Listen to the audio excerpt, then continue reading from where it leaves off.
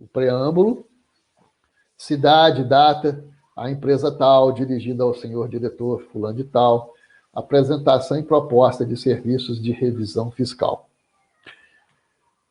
De novo, você vai fazer uma breve apresentação do escritório, tudo. Sempre lembrando, de colocar nessa apresentação que você é um membro da nossa comunidade. Você vai explicar qual é a finalidade da revisão fiscal, para que serve a revisão fiscal, para que serve a recuperação administrativa? Para detectar aqueles créditos que podem ser recuperados administrativamente, sem a necessidade de uma ação judicial. Vai identificar, a revisão, na verdade, ela identifica todos os créditos. Você vai explicar nesse tópico da proposta que o relatório a ser apresentado vai separar quais são os créditos passíveis de uma recuperação administrativa e quais são aqueles outros que só mediante um trabalho judicial poderão ser recuperados. No item seguinte, você vai pôr condições gerais da proposta. Quais são essas condições gerais para um trabalho de revisão fiscal?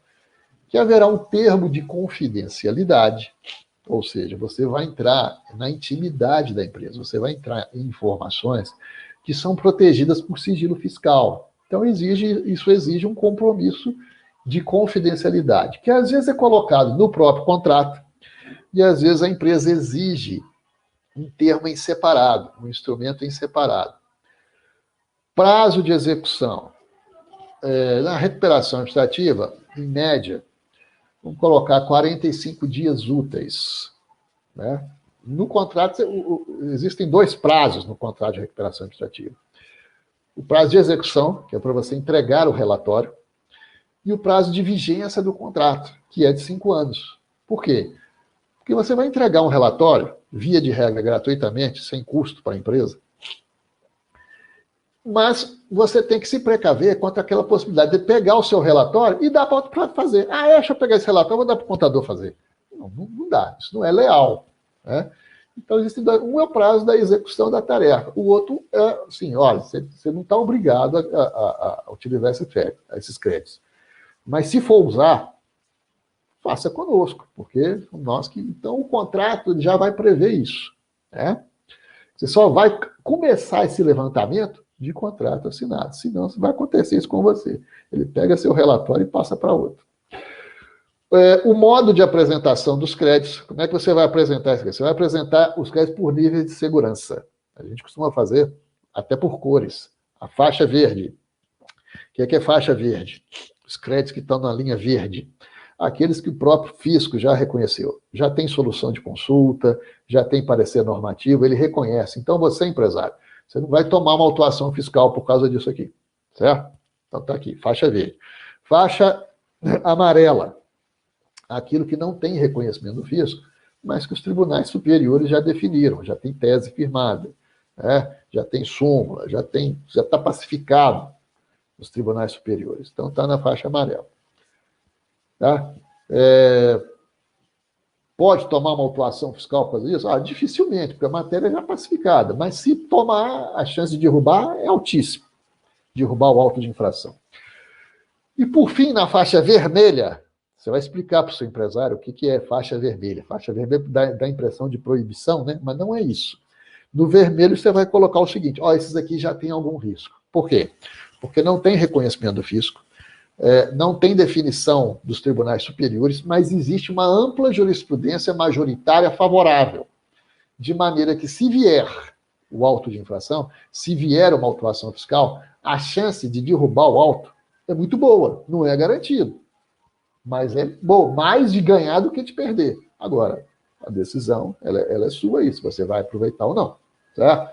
Então, o empresário é que vai te dizer, depois que você está com o relatório na mão, você vai fazer uma reunião com ele, com o contador dele, e falar de cada grupo de créditos e do nível de segurança de cada um. E a decisão deve ficar a cargo do empresário. O que ele vai, se ele vai aproveitar o relatório todo, se vai aproveitar uma parte dele, se não vai aproveitar nada.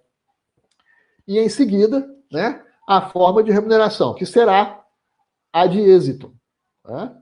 Será, tradicionalmente, nessa área de recuperação administrativa, os honorários são cobrados exclusivamente no êxito. Não existem honorários Não existe assim. Na realidade, mercado e tal, ninguém cobra honorários iniciais upfront para revisão fiscal, para recuperação administrativa. Isso é uma desvantagem? Não. Por quê? Porque é um trabalho que dá resultado rápido. Você vai ter honorários rapidamente, né? Mas serão exclusivamente no êxito. E aqui, a proposta propriamente, você vai dar a ele uma ideia, um exemplo do que você vai fazer, do que você vai apurar, do que você vai pesquisar. Tendo em vista a atividade da empresa, você põe lá, puxa uma nota de rodapé e põe o KNAI dela, ó, KNAI primário tal, KNAI secundário tal, bem como o seu regime tributário, você vai identificar qual é, lucro real, lucro presumido, não sei o quê.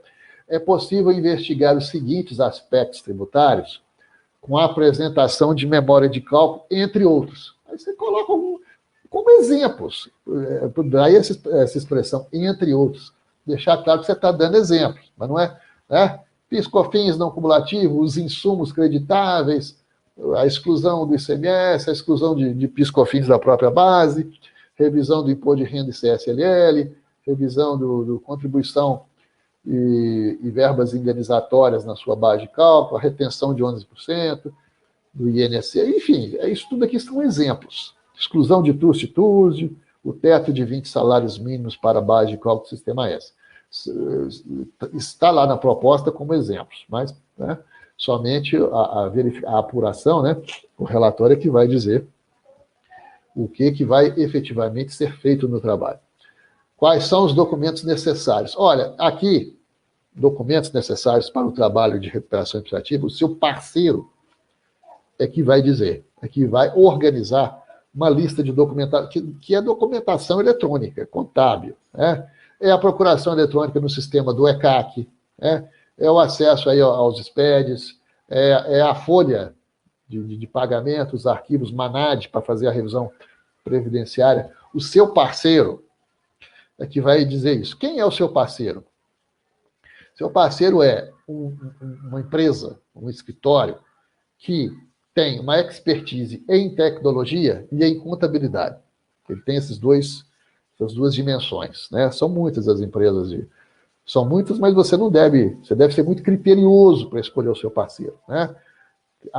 Esse parceiro tem que ter um conhecimento da prática da contabilidade e de tecnologia, uma tecnologia avançada, um software bem desenvolvido, de desenvolvimento próprio. É posição minha, tá? Eu tenho uma desconfiança muito grande de software de prateleira, não uso isso, tá? Eu uso, com meu parceiro, na verdade, nós temos um departamento tecnológico, escritório, né, comandado, chefiado por um profissional da área, e que o software é de desenvolvimento próprio, que vai sendo alimentado dia a dia, né? Então, esse parceiro é que vai te dizer, vai organizar uma lista da documentação que é necessária para o trabalho de revisão fiscal. Coloca lá. Então a documentação você vai levar na proposta como um anexo, uma página, um anexo. Quais são os documentos necessários? Metodologia é um trabalho de business intelligence, ou seja, é um trabalho essencialmente tecnológico. Mas no momento em que o parceiro te trouxer os dados, te trouxer a apuração, você, advogado, vai fazer uma análise jurídica e vai emitir um parecer jurídico, né? Você vai deixar isso claro na proposta, que vai ser emitido um parecer jurídico para quê? Para garantir a legalidade do crédito. O que já tem reconhecimento do fisco, por meio de qual instrumento, o que já tem pacificação nos tribunais superiores, se é súmula, se é tese firmada, aquilo que já tem jurisprudência majoritariamente favorável, quais são, aí você vai citar, né? Isso do parecer jurídico, você vai deixar claro que haverá a elaboração de um parecer, que é o seu trabalho como advogado. Honorários, né, na proposta. A remuneração tem caráter ad exitum, de modo que somente será devida após a efetiva compensação ou proveito econômico ou financeiro pelo cliente. E aí, essa frasezinha última aqui é uma frase mágica, tá? Dessa forma, a empresa não tem nada a perder. Deixa claro para o empresário, tem nada a perder, tá? Porque a remuneração é por resultado. Quanto por resultado? Vai cobrar quanto? Eu trago aqui uma sugestão que é a que nós usamos. Nós usamos, nas propostas, essa tabela de honorários. Você vai encontrar isso na tabela da OAB? Não, não vai. Não vai, tá? Isso é o que a gente pratica. Uma recuperação tributária pequena, né, de até 100 mil reais, 30% de honorários. Acima de 100 mil, 25%. Acima de 400 mil, 20%. Acima de 700 mil, 15%. Acima de R$1 milhão, 10%. Quanto mais alta a recuperação, menor o percentual de honorários, para garantir que... Vamos dizer que você tem uma trabalheira danada e a recuperação foi pequena, menos de 100 mil, 50 mil, e você teve um trabalho. Então é justo que você tenha um percentual maior. Na advocacia contenciosa também é assim, tá? Quanto mais alto o valor da causa, a gente tende a cobrar um percentual menor, né? Se a causa é de R$1 bilhão, você vai ficar muito feliz, tem certeza, de pegar uma causa de R$1 bilhão e cobrar 2%, né? São honorários muito bons. Encerramento da proposta, né? Você vai, aquela mesma forma, né? À disposição para esclarecimentos, seu nome, um brevíssimo currículo ali de 2 linhas e tal.